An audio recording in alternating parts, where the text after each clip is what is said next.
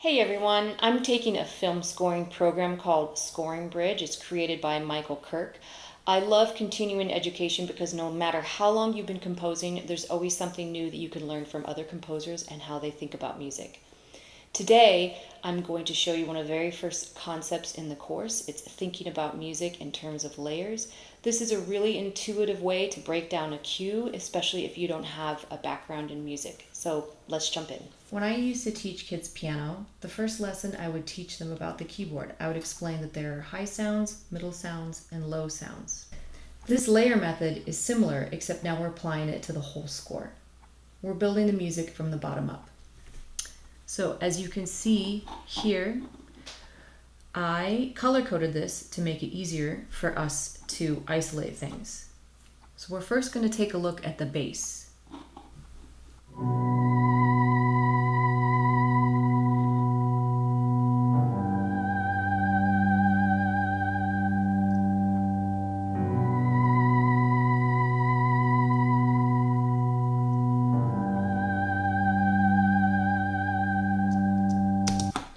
Now, usually in the orchestra, the cello and the bass form kind of the lower harmony sounds. So while I didn't keep with the same notes, I used the cello and the bass sort of in a similar way, so you can hear it.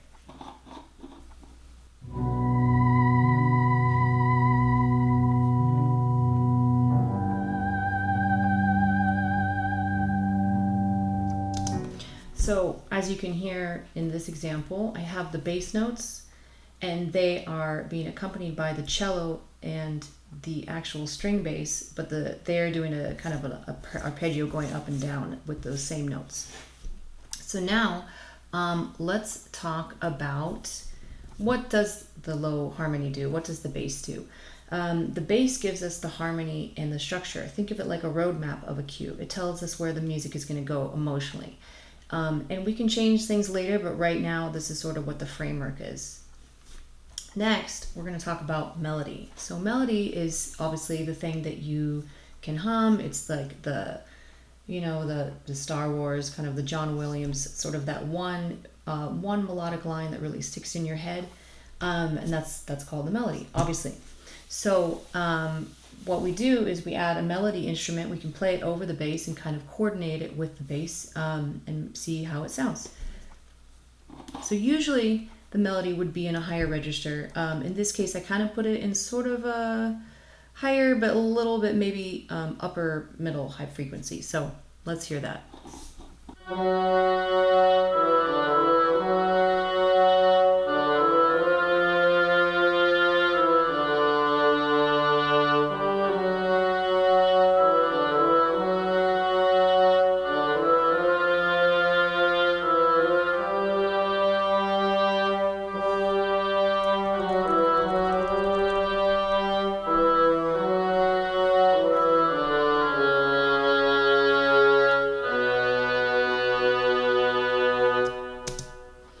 Okay, so we have our melody.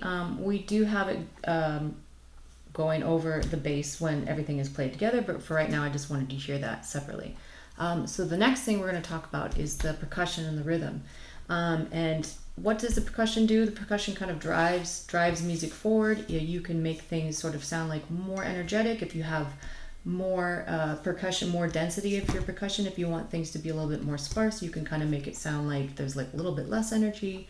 That's a little bit different than tempo. Tempo talks about the beats per minute, and that's sort of like the speed of your car. But rhythm is a little bit different, but it works together.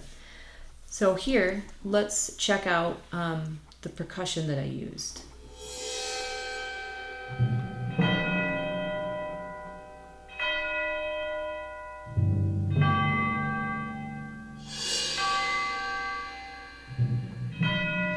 And as you can hear in this example, this is kind of a slow track. This is called Spooky Hallows. This is sort of like a spooky Halloween song, so it's not going to be kind of driving forward very quickly.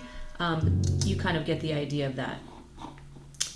So now another layer, the next layer, the fourth layer, we're going to talk about textures, and that's sort of like the mid-range support. Sometimes obviously textures can be in higher registers or higher frequencies.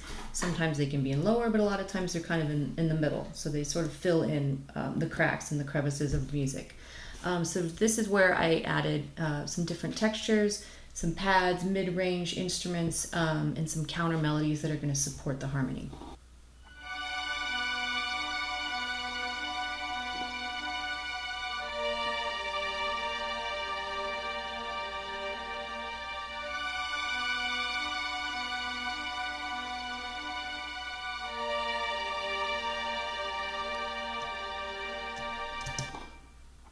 Okay, so you can kind of hear what that's doing, sort of filling in the gaps.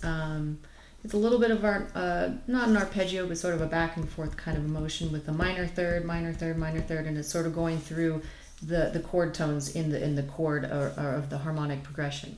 So now let's hear the twinkly highs. Those are kind of like, let's say, a celesta, harp, high synths, flutes, cymbals can even be considered little sparkles that even though it's a percussion instrument, it's also considered a twinkly high because it's in the higher register, higher frequencies. So here I have Glock and Celeste.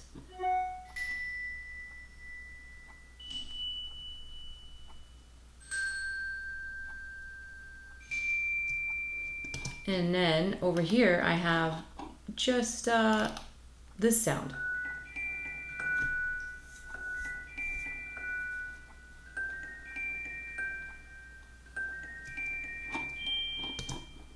Okay, so here it is all together, the bass foundation, the melody, rhythm, textures, and the sparkle.